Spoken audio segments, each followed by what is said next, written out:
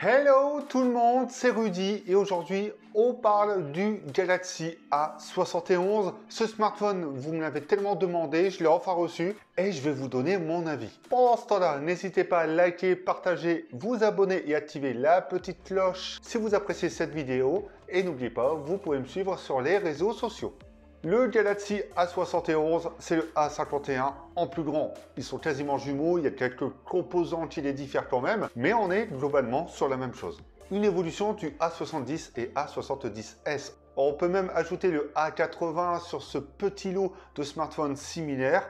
C'est un smartphone grand, très grand pour certains, dont pour moi, mais agréable à utiliser. C'est-à-dire que ce smartphone ne glisse pas en main, n'est pas évident à utiliser, si vous arrivez à me suivre, et il n'y a pas grand-chose à dire dessus, puisqu'il est plutôt bien fini et bien travaillé. On a toujours, comme le A51, ce plastique est fait de verre, donc il donne une impression de verre entre guillemets au dos. Sauf qu'on ressent bien le plastique, on sent que c'est du plastique, il n'y a aucun aspect ou pseudo-verre travaillé avec le plastique à l'arrière. C'est ce qui fait que le smartphone est quand même agréable. On voit moins les traces de doigts, mais par contre, il marque très rapidement. J'ai reçu le coloris blanc et ça évite certaines traces, j'admets. On a même ces reflets avec ces petites marques intégrées dans le film blanc en dessous de ce plastique qui amène un effet de couleur assez joli et assez distrait. Ça s'appelle prisme, même prismatique chez Samsung. Ça apporte ce petit effet sans être trop flashy. Et j'aime vraiment bien ce coloris blanc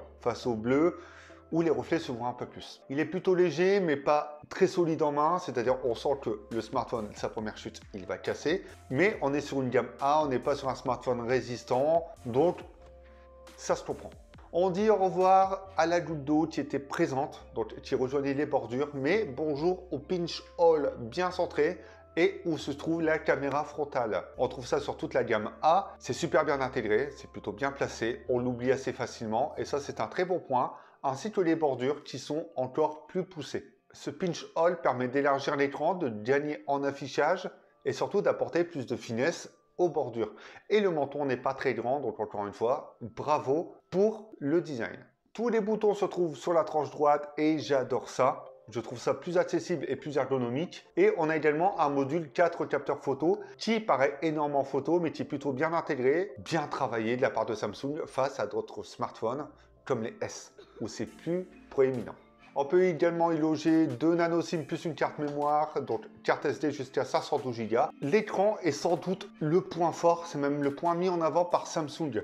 Un écran 6.7 pouces, Super AMOLED, Full HD+, 29e, 4 ordres de plus, cet écran est excellent. C'est-à-dire qu'on se rapproche limite d'un écran haut de gamme. Il est contrasté, les couleurs sont vives, le rendu est propre, la finesse d'affichage est excellente, enfin il n'y a vraiment rien à dire sur cet écran, il est tout simplement au top. Ça fait plaisir de voir ce type d'écran sur un smartphone milieu de gamme parce que généralement c'est un poil en retrait. À l'œil, j'ai l'impression qu'il n'y a aucune concession de fait. Et bien évidemment l'écran haut display non plus haut display dont j'ai parlé tout à l'heure. Et j'ai même cette impression que cet écran n'est pas le même que le A51. Cette dalle est d'une autre facture puisque ça tirait un peu sur les tons froids de base sur le A51 et un tout petit peu sur le chaud sur ce A71, mais également que le smartphone apporte une autre approche colorimétrique et ça m'a plutôt saisi. Et si on reste sur l'écran, on va parler d'affichage, on va parler de contenu et on va parler d'interface. Et bien évidemment, Android 10 et One UI 2.0. Encore une fois, combo gagnant. Je me répète, cette interface est vraiment top. C'est la plus propre et je pense la plus optimisée d'Android pour l'utilisation à une seule main. Avec ce grand écran, on n'utilisera jamais ce smartphone à une seule main, sauf si vraiment vous avez des mains de géants. J'ai un doute, mais cette interface est vraiment au top. Face au A51, je trouve moins buggé la navigation tactile, c'est-à-dire lorsque l'on navigue avec notre doigt sur le smartphone, c'est un peu moins buggé. D'où la différence dont je vous avais parlé. En dehors de cette navigation, il y a un lecteur d'empreintes digital sous l'écran. Et là, c'est plus ou moins comme le A51. Alors, je le trouve très compliqué pour enregistrer l'empreinte. Sincèrement, j'ai un peu galéré. Pour d'autres, ce sera peut-être pas le cas, mais moi, ça l'est. Et ensuite, pour déverrouiller le smartphone, c'est un peu long. Mais ça lit mieux l'empreinte que sur le A51. Donc, on sent quand même une petite optimisation. Peut-être qu'il y a une certaine mise à jour, je ne sais pas. Mais ça fonctionne plutôt bien. La reconnaissance faciale également, ça fonctionne bien de jour, moins bien de nuit, on se doute, c'est une reconnaissance faciale 2D. Autant le A51 était équipé d'un socle maison Exynos, autant ce A71 intègre un Snapdragon 730 avec 6 Go de RAM et 128 Go de stockage. Ce qui est pas mal en soi est plus que suffisant pour satisfaire un utilisateur au quotidien. Tout tourne très bien. Je parlais de très légère latence au niveau de la navigation, mais sincèrement ça va encore. Et au niveau jeu, il n'y a rien à dire, tout tourne, sauf que les jeux hyper gourmands, style Fortnite, PUBG ou même Call of Duty, vous aurez quelques petits temps de latence sur le rafraîchissement d'image. Pas très grave en soi. Mais pour ce prix, on peut trouver chez la concurrence du Snapdragon 855 ou même 55+, notamment chez Xiaomi et Realme. Et là, pour quasiment le même prix, on a des smartphones un peu plus performants et un peu plus optimisés. Mais on reste concentré sur le A71 et ce smartphone est vraiment top et vraiment très bon pour n'importe quel usage. Et pour la photo, il y a 4 capteurs, j'en parlais tout à l'heure. Le principal est de 64 mégapixels, le second est un ultra grand angle de 12 mégapixels, le troisième 5 mégapixels pour le mode portrait et un quatrième de 5 mégapixels. En soi, les photos sont top, c'est-à-dire que l'ambiance est respectée, les couleurs sont un peu vives.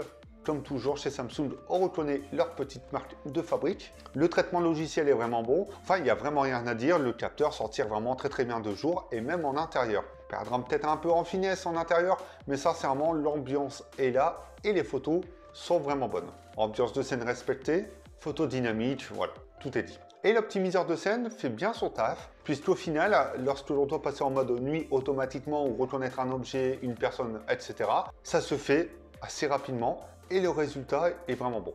L'ultra grand angle, rien à dire dessus, il s'en tire vraiment bien. Par contre, il y a un peu de distorsion, mais ça va encore. Et on perdra un peu en finesse de détail, ce sera un peu lissé, mais ça c'est logique. Et c'est le même capteur que le A51. Petite note gratuite. Le capteur macro, j'en vois pas vraiment l'utilité. On peut prendre des photos à 5 cm d'un objet, c'est cool, mais en soi, c'est pas le capteur le plus important que l'on puisse trouver sur un smartphone. Il y a beaucoup de constructeurs qui l'intègrent de plus en plus. Pourquoi pas? Mais je trouve pas ça utile au quotidien. Le mode portrait, eh bien, le détourage est bien fait. C'est un peu plus naturel. On a quelque chose de bien travaillé et surtout le rendu couleur est vraiment naturel. Le smartphone peut filmer en 4K 30 fps et il y a également un système de stabilisation qui vous permettra donc de mieux stabiliser pour la vidéo, mais surtout qui s'allie avec le capteur ultra grand angle. Par contre, vous perdrez un peu en espace de visionnage. On termine sur l'autonomie, 4500 mAh. Et que vaut cette batterie? Eh bien, elle est pas mal du tout, puisque vous pourrez faire entre une journée et demie selon votre utilisation, ce qui est vraiment pas mal. Et c'est ce que l'on attend de cette gamme A et surtout d'un smartphone milieu de gamme, qui mise sur l'autonomie et surtout qu'elle soit bonne. En plus de ça, on a une charge rapide, donc ce qui permet de charger le smartphone en moins d'1h30, ce qui est plutôt pas mal également. Et pour les haut-parleurs, j'en parle vite fait parce qu'il y a de la demande et il n'y en a qu'un. Donc c'est un haut-parleur mono, mais il est assez puissant et j'ai même été saisi de ce que pouvait dégager ce simple haut-parleur. Est-ce que ce A71 vaut le coup? Ce qui est sûr, c'est que face au A51, je préfère le A71. Maintenant sur le marché, on a le Xiaomi Mi 9T Pro avec un Snapdragon 855 proposé aux alentours du même prix, donc en dessous de 500 €, puisque ce A71 est proposé à 479 €, voire moins cher sur le web. Et on a également le Redmi 5X Pro avec un 855+. Donc même si ce A71 peut convenir à tout le monde, il est performant, il ne vous lâchera pas. Question autonomie, sur la photo il est vraiment bon, enfin ce smartphone est à conseiller très clairement, ce sera même un best-seller avec le A51, je vous redis exactement la même chose que lors de mon test du A51, vous pourrez trouver un peu plus performant pour quasiment le même prix sur le marché. Après ça c'est une question de choix et de goût. J'espère que ce test vous a plu et surtout n'hésitez pas à partager votre avis si vous le possédez ou non, ou même me poser vos questions dans l'espace commentaire. J'attends tout ça et nous on se retrouve bientôt pour une autre vidéo. Il y a encore eu des gammes à proposer donc je pense que je devrais en recevoir et j'espère au plus vite.